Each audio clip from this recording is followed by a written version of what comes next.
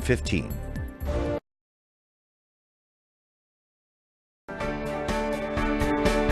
Is Senior Program Associate for Southeast Asia at the Wilson Center.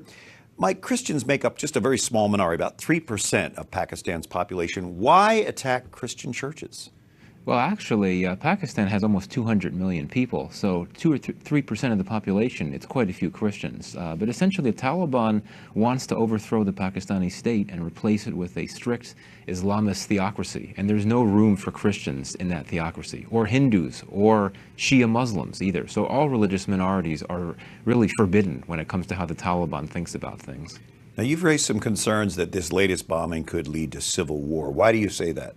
Well, I think the concern is that this bombing and its aftermath has set a new precedent where these aggrieved and heavily traumatized and discriminated against and targeted religious minorities have retaliated violently. And I think the concern now is that when, for example, Shia Muslims are attacked, they constitute 20% of Pakistan. If they're attacked, they will retaliate violently, and that this could beget some sort of cycle of violence. And I'm not saying civil war is going to come anytime soon, but it certainly is something to worry about. The Taliban certainly has been running free in Pakistan. Is its grip tightening, though, on that population, on that country? I don't think so. I mean, there's been a lot of drone strikes over the years. There have been Pakistani military offensives that have weakened the group. But at the same time, this is a group that maintains the capacity to carry out large-scale attacks that kill dozens and dozens of people. I mean, we remember what happened in Peshawar a few months ago, attack on a school by the Taliban that killed more than 100 kids. So we generally equate the Taliban with Afghanistan because of the long war that we had there. So now ISIS has its eye on Afghanistan. Will ISIS and the Taliban cooperate, or will they oppose each other?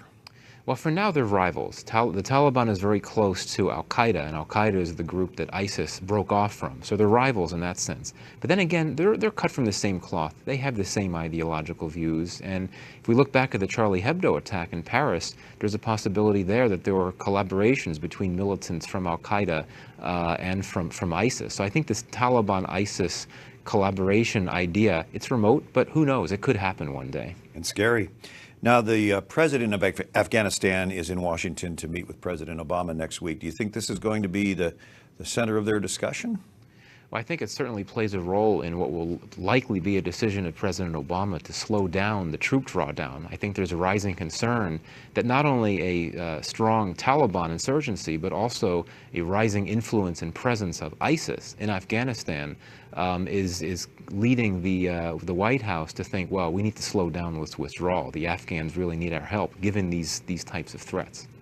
We'll see. Mike Kugelman with the Wilson Center, thanks so much for helping us understand this a little bit better. Thank you.